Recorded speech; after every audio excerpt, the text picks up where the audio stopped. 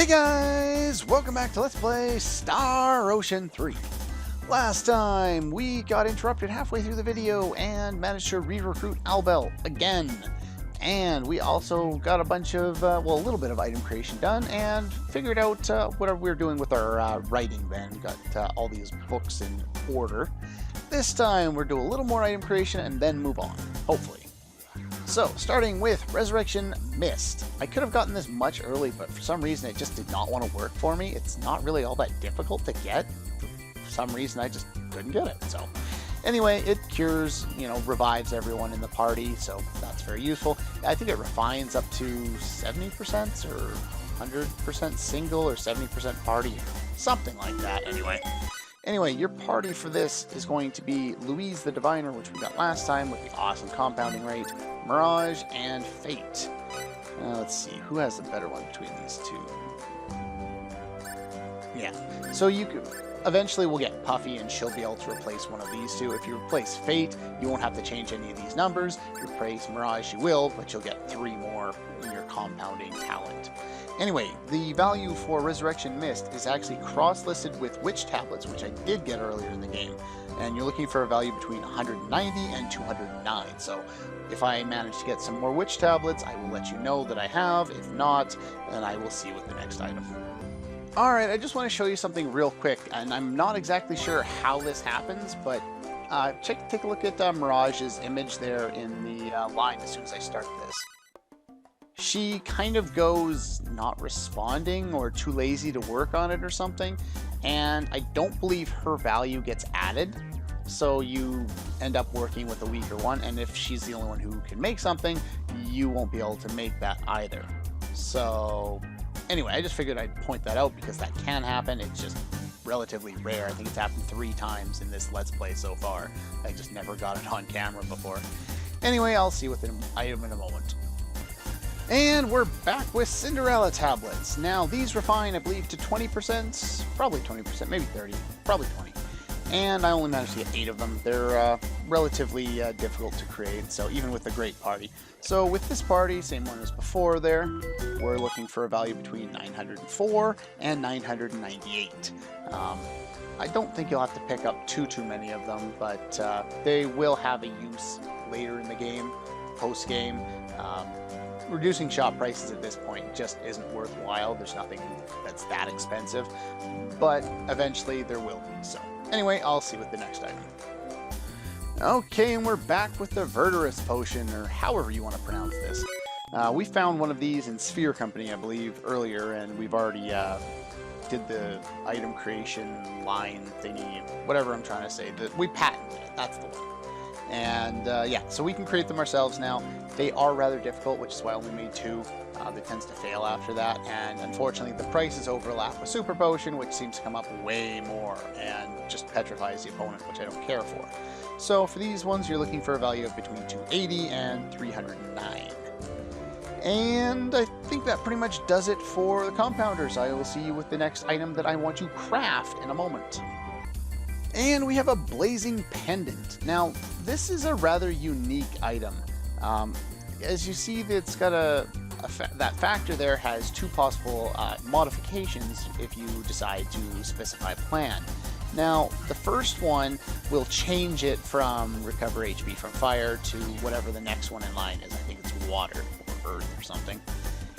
And the other one is to keep this one and then make the next one. So adding it as a duplicate. So instead of changing the 1 out of 20 damage from fire into 1 out of 20 damage from, say, water, it will keep the 120 from fire and add the water on top of it. If you refine this completely and get all of the factors it could get, you can have recover 1 out of 20 HP damage and 1 out of 20 MP damage from fire, water, earth, and wind. You can have up to all 8 slots being used. I have never bothered to refine one of these, and the only real purpose it would be of use for is on the game's 2 most difficult super bosses and nullifying their magical attacks.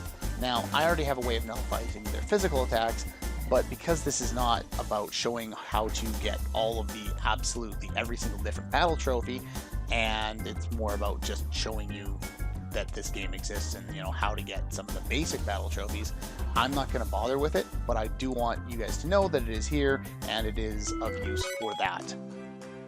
Now, with pretty much everything that we're going to craft for the rest of the game, we're going to be using Chilico, Aqua, and Evia, as well as Sophia, because they're pretty much the best crafting team you have. If you have Pepita, I think she has a higher crafting stat, but Sophia can make lots of good things as well, so this is always my party because I never recruit Pepita.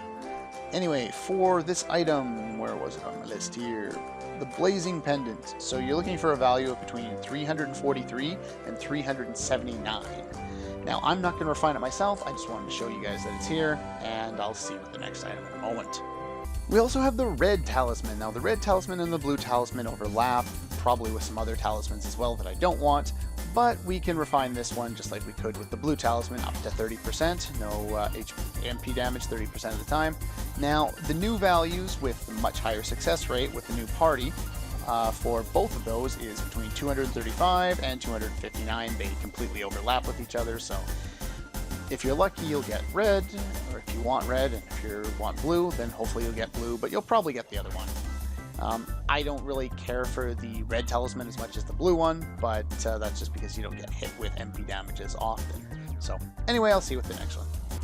Alright, we've already shown off the Ring of Haste. I'm not sure if I've made it or someone else made it, but we're going to show it again. Basically, in this episode, I want to go over pretty much all of the useful accessories that you can craft since we have access to all the crafters now.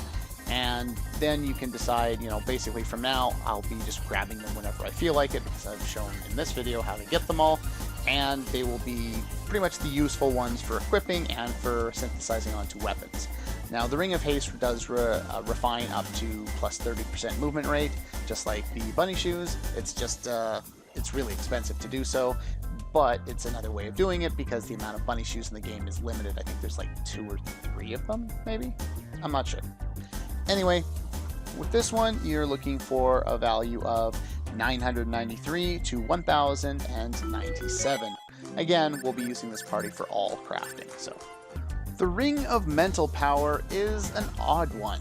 It refines up to 6%, and you can have a total of 12% on a character at a given amount of time.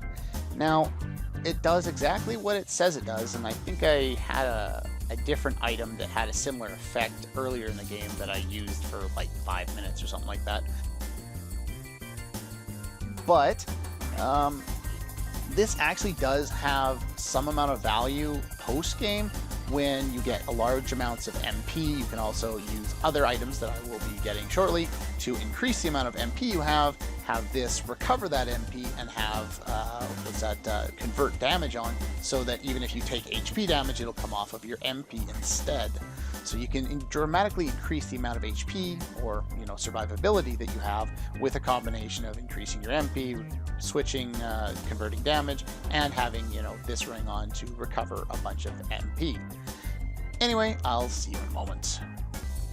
The Ring of Animosity refines up to -3 Fury use, and as I've kind of tried to explain in the past, it is very useful for trying to chain specifically low Fury cost skills to a much higher degree than you would be able to otherwise.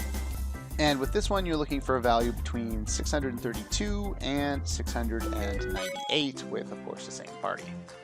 Star Talismans and Lunar Talismans, which increase your max MP and HP respectively, both will refine up to 20%, and they both have values of between 289 and 319, of course with most of the values that I've said so far, and probably maybe some in the future as well.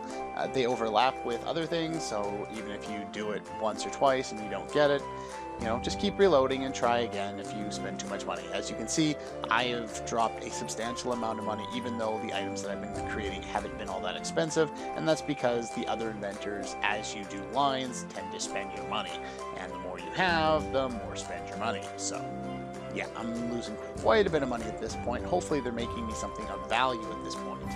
The Berserker's Pendant gives us Raging Anger, which is that red, your character glowing red and having double damage and half your defense, just like it was in the original Star Ocean. Again, this is a factor you can just add on to your weapons if you feel like it, or just equip the item as an accessory.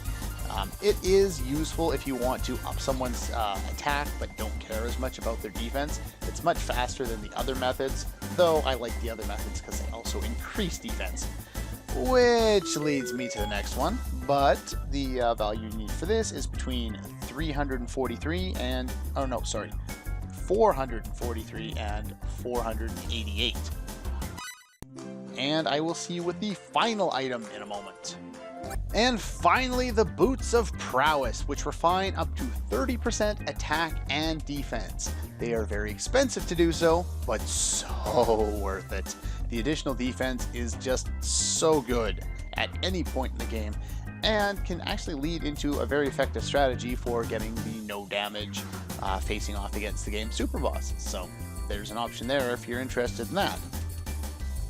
Alright, so for these guys, again, you want the same party, and you're looking for a value of between 2,239 and 2,473. I've also seen it go to 2,480, so, there's that as well.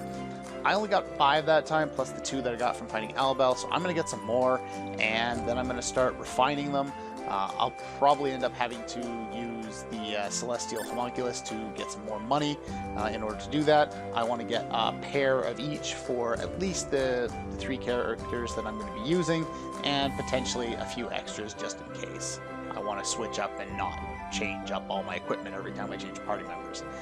I will take care of all that, and then I will meet you back in Surfario, where we will finally move forward with the game. After a good amount of time, we are finally back, and we're at the end of the Lost City of Surfario here. I just healed up in the inns, made a save file, and now let's go over briefly some of the stuff that we item created. Yeah, let's just throw on fast forward these. For the most part, these are pretty well, they're decent, but they're not things I'm going to be using now. I am going to be using the Boots of Prowess that I was able to refine. Now, I only had enough crafting materials to do, how many did I do? 6 of them. So I have enough for 2 for each of my characters, and that's it. And the thing is, that's pretty much all you need right now. I'm lazy and I didn't want to have to change, change my equipment every time I change my party members, because I do change my party members reasonably often, at least right now.